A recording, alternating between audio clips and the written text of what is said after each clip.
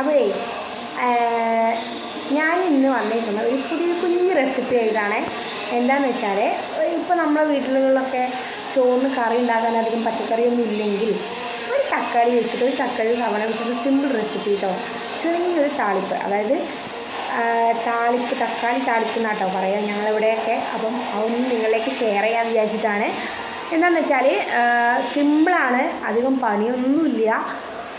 എന്താ പറയുക, രണ്ട് തക്കാളിയും ഒരു കുഞ്ഞു സവോളയും 3 പച്ചമുളകും ഉണ്ടെങ്കിൽ നമുക്ക് കാര്യം വേഗം റെഡിയാക്കാൻ പറ്റും. ഓക്കെ, ഒരു 10 മിനിറ്റ് മതി നമുക്ക് ആ കറി റെഡിയാക്കാൻ. അപ്പോൾ അതെങ്ങനെയാണെന്ന് നോക്കിയാലോ? വയോ. അപ്പോൾ നമുക്ക് അടുത്ത വീഡിയോയിലേക്ക് പോകാം. അപ്പോൾ ഇതാ ഇവിടെ ഞാനൊരു കുഞ്ഞു പാന് ചൂടാവാൻ വെച്ചിട്ടുണ്ട്. അത് അത്യാവശ്യം ചൂടായിട്ടുണ്ട് കേട്ടോ. ഇനി നമുക്കിതിലേക്ക് വെളിച്ചെണ്ണ ഒഴിച്ചു കൊടുക്കാം.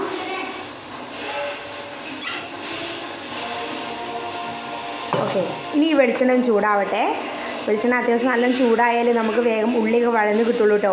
എന്നാലും നമുക്ക് 10 മിനിറ്റ് കൊണ്ട് നമുക്ക് സംഭവം ഉണ്ടാക്കാൻ പറ്റുള്ളേ.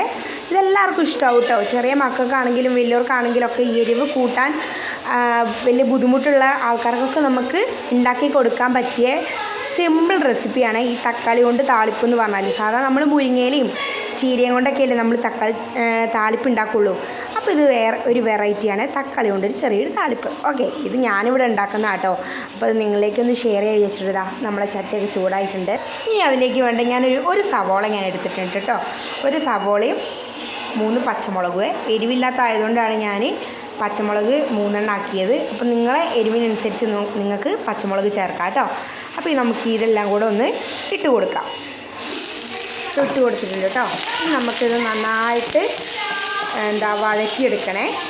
വേഗം വഴന്ന് കിട്ടാൻ വേണ്ടി നമുക്ക് കുറച്ച് ഉപ്പ് ചേർത്ത് കൊടുക്കാം കേട്ടോ. കുറച്ച് ഉപ്പ് ചേർത്ത് കൊടുക്കണ്ടേ. എന്നിട്ട് നമുക്ക് നന്നായിട്ട് വഴറ്റി കൊടുക്കാം.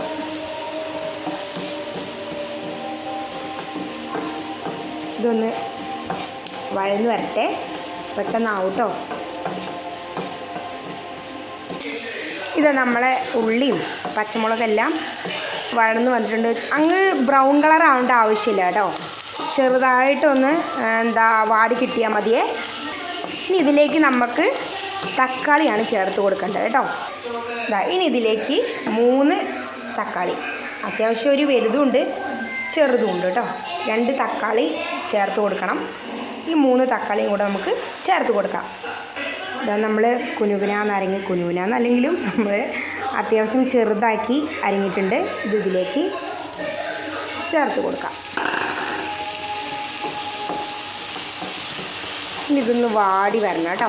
ഇനി ഇത് നമുക്കൊന്ന് നന്നായിട്ട് ഇളക്കി കൊടുത്ത് എല്ലാം കൂടെ ഒന്ന് യോജിച്ചെടുക്കണം. ഓക്കെ, യോജിച്ചെടുത്ത് നമുക്കിതൊന്ന് അടച്ചു വയ്ക്കാം. ഈ അടച്ചു വയ്ക്കുമ്പോഴാണല്ലോ നമുക്ക് ഒരു സുഖം കിട്ടുക മനസ്സിന്. എനിക്കങ്ങനെയാണ്. ഏത് കറി ഉണ്ടാക്കുകയാണെങ്കിലും ഒന്ന് അടച്ച് വെക്കണം. അടച്ച് വെച്ചാലേ നമുക്കൊരു സുഖം കിട്ടുള്ളൂ. ഒന്ന് അടച്ച് വെച്ച് നമുക്ക് വേവിച്ചെടുക്കാം. ഇതാ നമ്മളെ തക്കാളിയൊക്കെ നന്നായി വെന്ത് വന്നിട്ടുണ്ട് കേട്ടോ.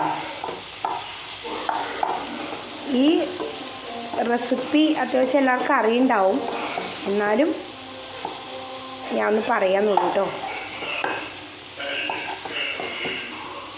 നന്നായിട്ട് ഇതൊന്ന് ഉടച്ച് കൊടുക്കണേ. അതിൻ്റെ ആ നീരൊക്കെ ഉണ്ടല്ലോ, നമ്മളെ തക്കാളീൻ്റെ നീരൊക്കെ ഉണ്ടല്ലോ, അതൊക്കെ ഒന്ന് അതിലേക്കൊന്ന് ഇറങ്ങണം. ഇറങ്ങിയാലേ ഒന്ന് അതിൻ്റെ ടേസ്റ്റ് കിട്ടുള്ളേ.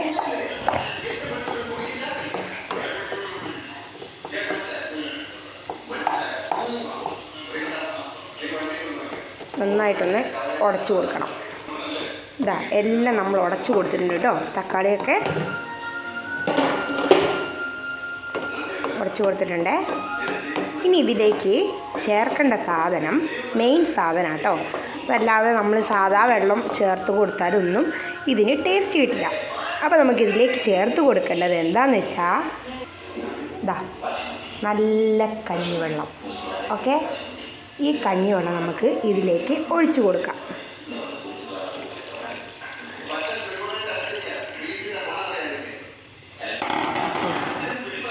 ഇത് ഒഴിച്ച് കൊടുത്തിട്ടുണ്ട്. ഇനി ഇതൊന്ന് നമുക്ക് തിളയ്ക്കുന്നവരെ വെയിറ്റ് ചെയ്യാം. ഓക്കെ, അതാ നമ്മളെ സാധനം നന്നായി തിളച്ച് വന്നിട്ടുണ്ട് കേട്ടോ.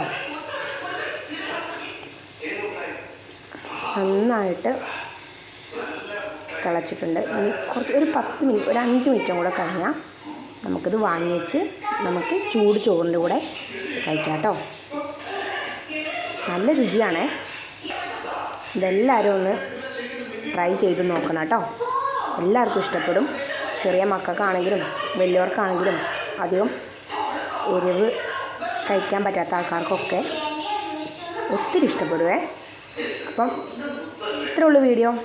എൻ്റെ വീഡിയോ ഇഷ്ടപ്പെടുകയാണെങ്കിൽ ലൈക്ക് ചെയ്യുക, ഷെയർ ചെയ്യുക, സബ്സ്ക്രൈബ് ചെയ്യുക. Okay, thank you.